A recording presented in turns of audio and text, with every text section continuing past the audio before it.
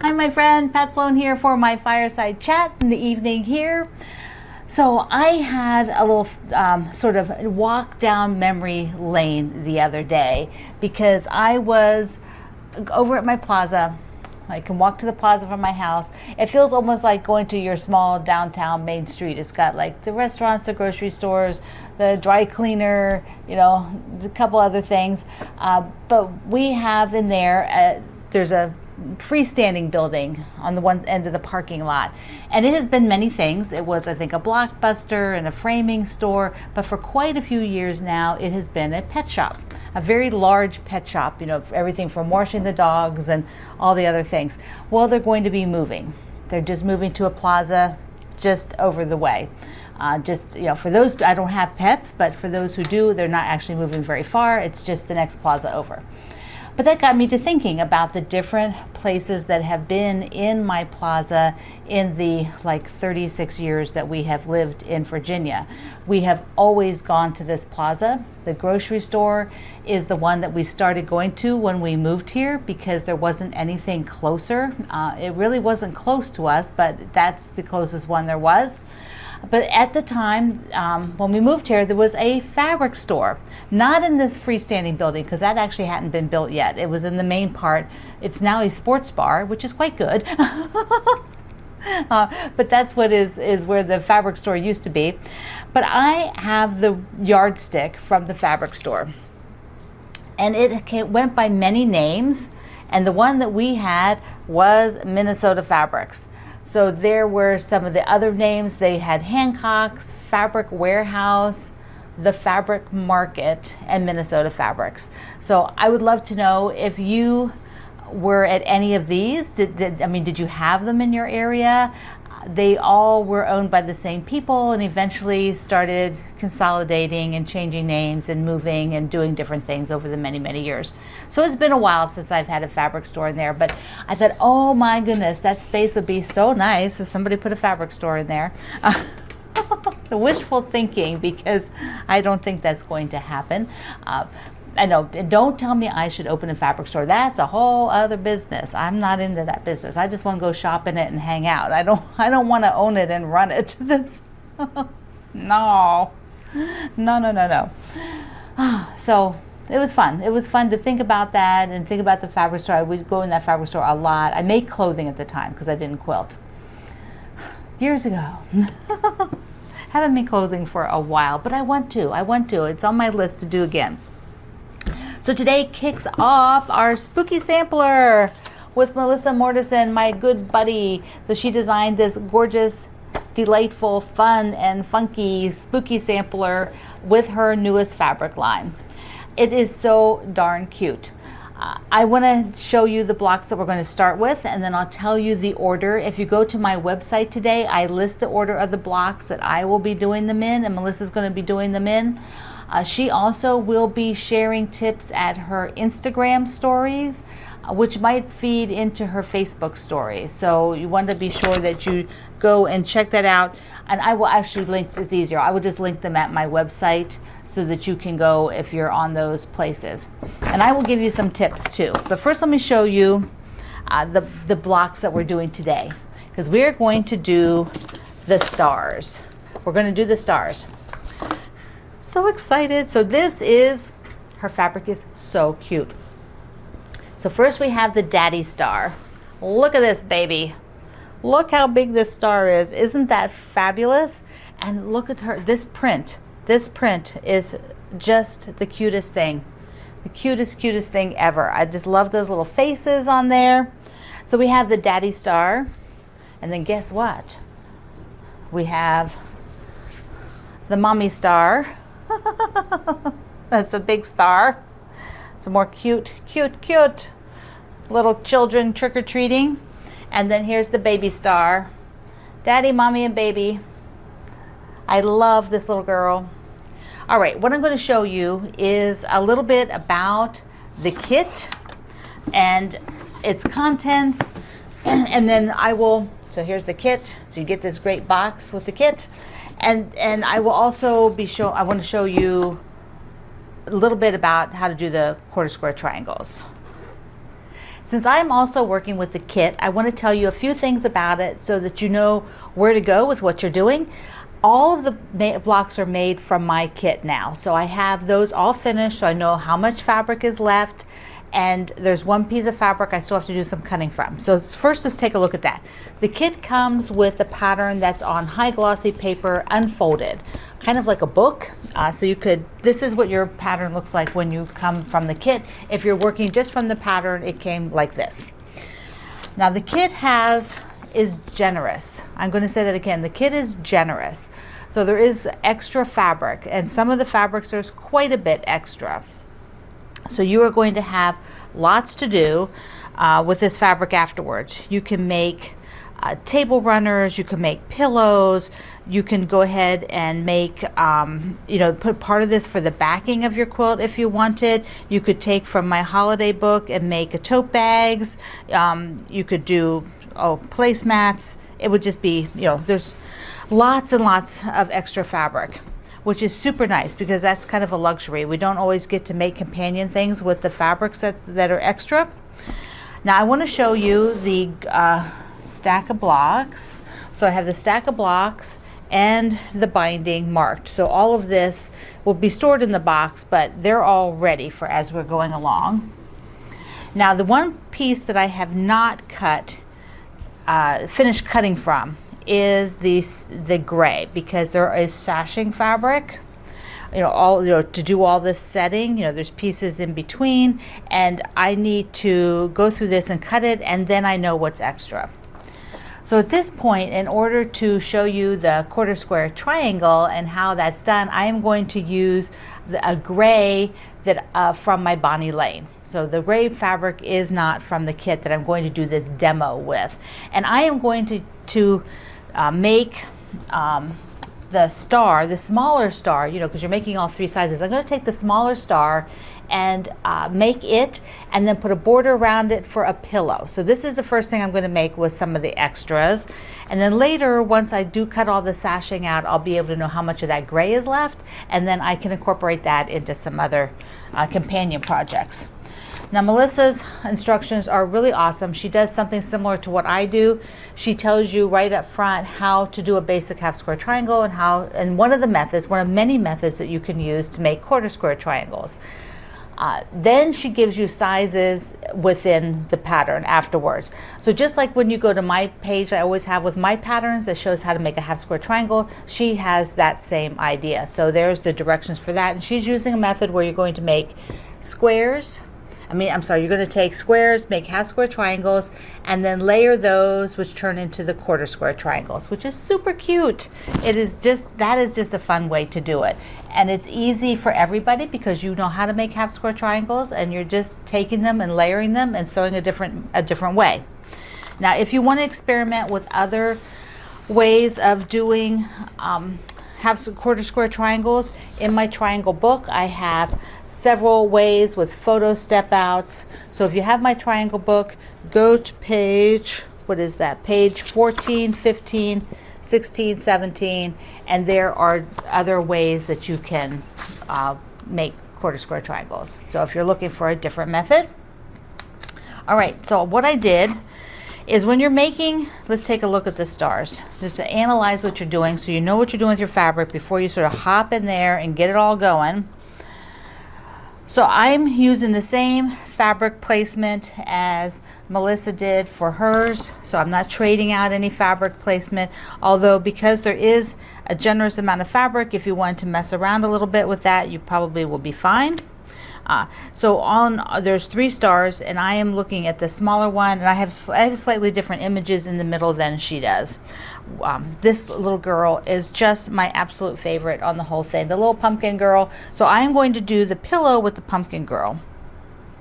And what you have is the purple star points, this Google eyes, and then the gray background.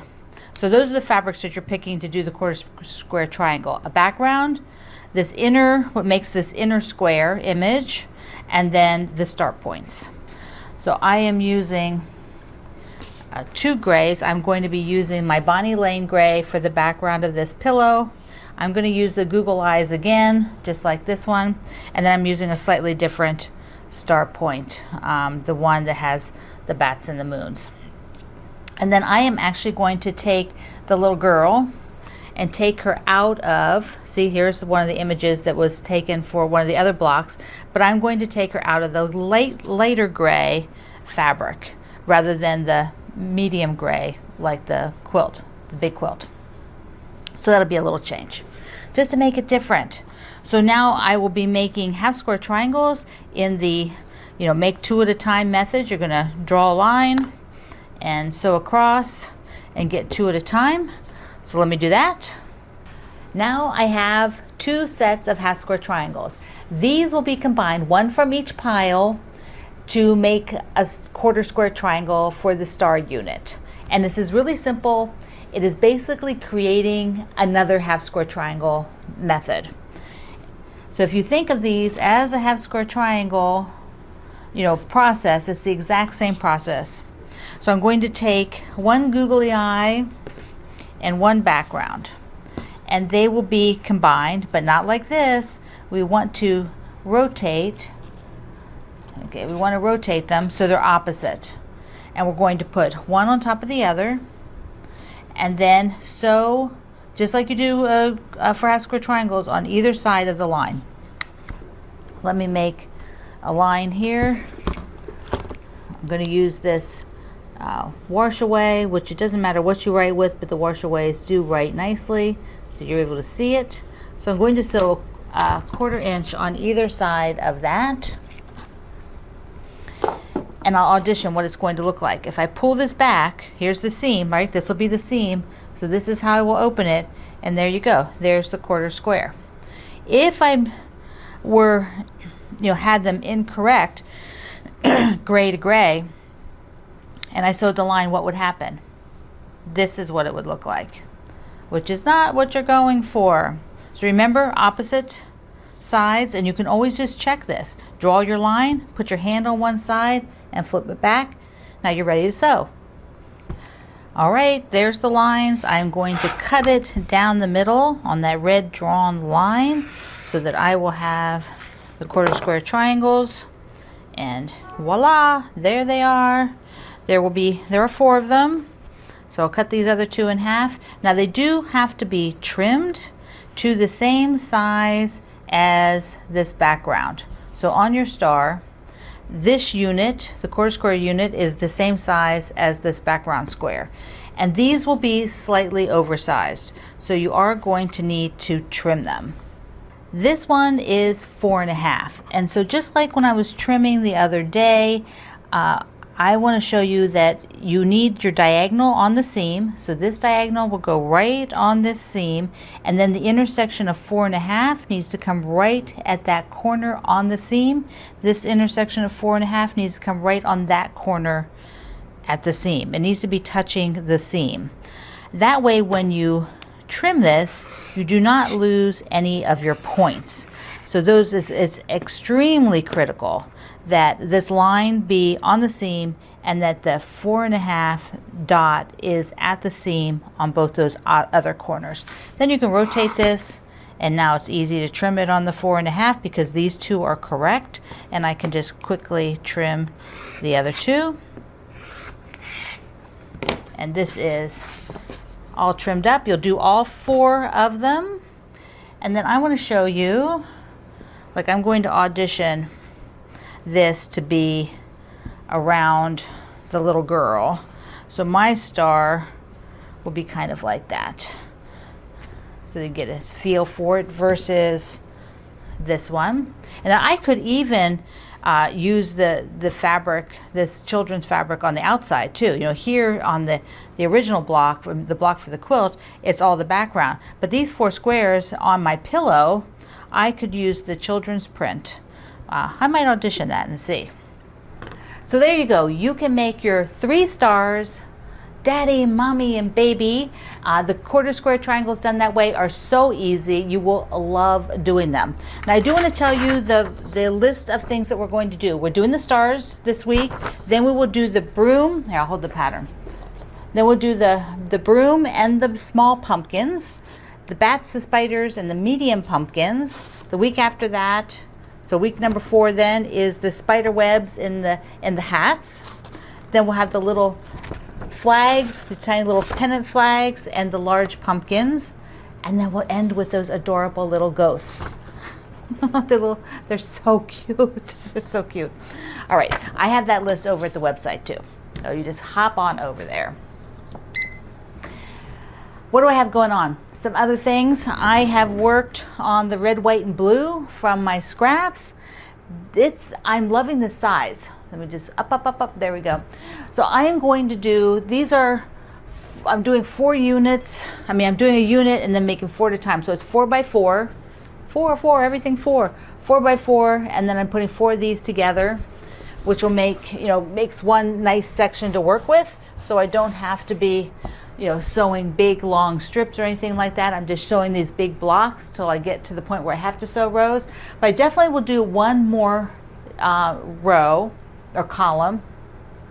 So it'll be 1, 2, 3, 4 by 4 or 4 by 5. I'll probably do 4 by 5 because it's a little bit more usable, even though I don't probably need the 5th one for decorating with it. And then I'm really considering using those string blocks for the backing. So once this part is done, then I will get those out and take a look. Now I also put these guys back up here because I need to go find the die to cut more of some of them. I did cut a bunch of some pieces to make more blocks, but I didn't cut the same number of them needed for all the blocks. So I need to do that. I put these up to motivate me to go get the die out, because I didn't make myself a note. I did all the die stuff and then I put it all away, and then I'm like, okay, now I gotta find which die it was that I used for that block. Okay, I had this up on my Facebook and stories and Instagram over the weekend as to does it need another border. So first let me show you the original. Here's where it is.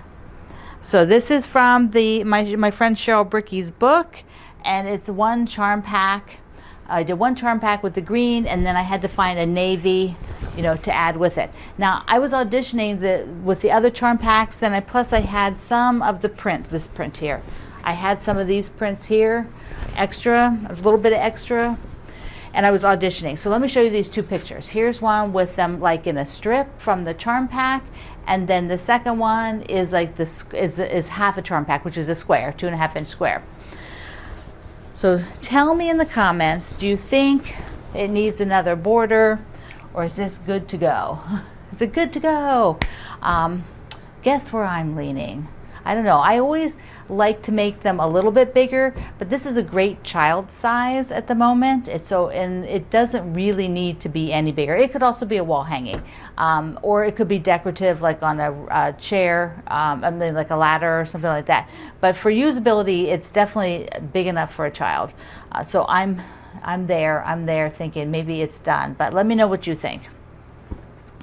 Okay, so I have got the Jolly Bar 3 friendship bracelet binding on step 1.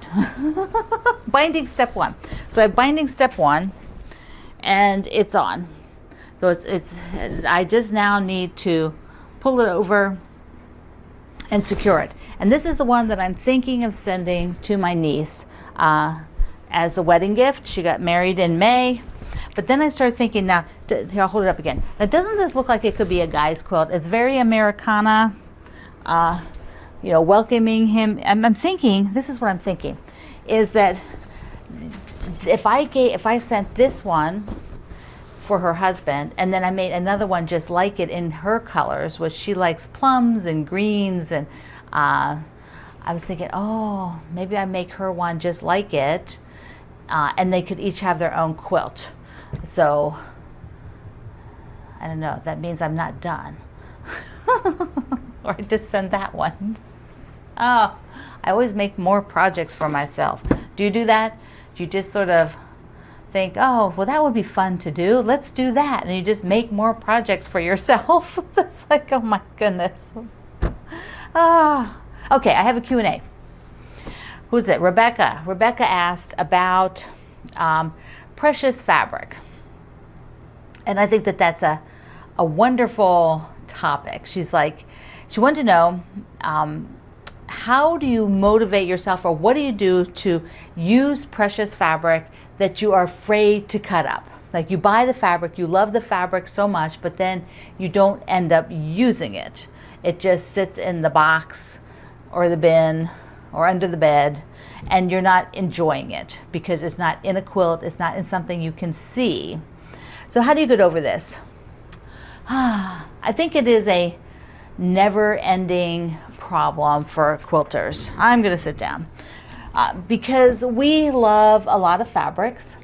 And because we love a lot of fabrics, sometimes we love some of them much more than others, and we love them for many, many years. And we do often get great joy out of just pulling that piece of fabric out and looking at it. But that also comes with a wee bit of guilt. Maybe not for everybody. Some of you might have no guilt doing that. That's like, oh, I'm just looking at it. That's okay. I'm okay with that. But if you are feeling guilt and you're feeling like, well, I bought this and I don't know what to do with it or how to use it, break down a little bit about, think a little deeper as to why is that. Is it because it has some sort of special meaning and you don't want to mess up? You know, like you don't want to put it in something that you don't like. That's what I mean by mess up. That you use it and then the final quilt is really not that great. You know, you're just sort of like, eh. Or is there something else? Is it because maybe it was expensive, or it was on a trip and you just want to hold the memories of that trip? Or you just, it might be a large scale. Sometimes these precious fabrics are larger scale. Like, I don't imagine that this particular blue here is a precious fabric. You know, like, I don't imagine that would be one that you're like, oh, I can't use that. I love it so much. It's probably not that fabric. It's probably something larger scale, or like for me, like these, you know, I have like 5 or 6 yards, actually, not 800 like I always say, but like this fabric to me is sort of precious fabric because I can't get it again. I did buy quite a bit of yardage, you know, but I want to start using it because I want to enjoy it. It's more fun to have it hang on the wall and I can see some of it versus it being up in that top bin, which I only see it once every couple of months if I go in that bin. So think a little bit about why the fabric's precious. What is stalling you from using it, and if it is just really that you need a fabric for a larger scale, you need a pattern for a larger scale print, or you need help finding companion fabrics to work with it, go out to my community page, Quilt Along with Pat Sloan at Facebook, and share a picture of it, explain what you're looking for, saying, it's a big scale print, I don't want to cut it up very much, so people do have suggestions for patterns that will use a large scale print. People have lots of patterns. If it's like you don't know what to put with it, like what fabrics would go with it, ask that, but show the picture and ask, and you'll get some ideas, and that might kickstart you to use it. But once again, if you just want to, if you have a yard of it and it just brings you joy to bring it out and look at it every so often, then pack away the guilt about it. If you know, there's nothing wrong with that. You could just make a cushion out of it, make a pillow so that you can see it on your sofa or your bed, or in your sewing space. Use it in your sewing space. There's small projects like that, like the bucket from my holiday book. You could make something there. All right, I hope that helped a little bit, Rebecca. If you guys have comments, leave them below. Let's help a girl out, okay? Help Rebecca out. And while you're here, if you would click the subscribe, thank you, my friend, thank you. So we're gonna make stars for the project. So cute, love, love, love, love, love. And I'm gonna make a pillow. I just can't wait. Can't wait to do some companion projects to go along with that. All right, I love you. Mwah. See you online.